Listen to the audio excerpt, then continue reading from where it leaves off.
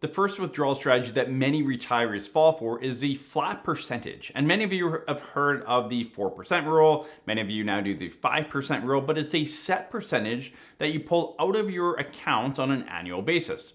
So let's say you have $1 million and you follow the 4% rule. You're going to pull out $40,000 out of your accounts every year.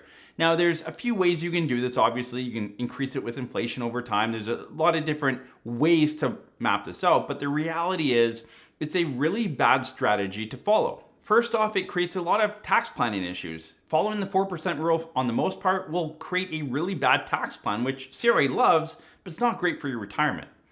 It may also not meet your spending goals. If 4% isn't enough to put food on the table and do all the travel you want, why would you follow the 4% rule to begin with? And most of you fall into that. And so a lot of you work backwards. You say, well, I need $80,000 a year and I'm going to follow the 4% rule. So I can't retire until I have $2 million, which for the majority of you is not the case at all.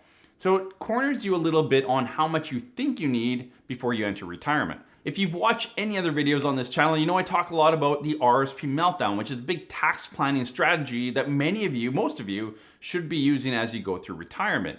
And the RSP meltdown typically will actually have quite a larger percentage of your assets coming out earlier in that go-go phase of retirement. The idea is to draw down your accounts to create that tax efficiency. And oftentimes we're pulling 8 to even up to 12%, depending on how much assets you have. But it's definitely not a set percentage every year. If you follow that 4%, 5%, grab whatever number you want, you probably won't have a great plan, and you might be tied earlier in retirement and have way too much later on in retirement and have a bit of a tax issue.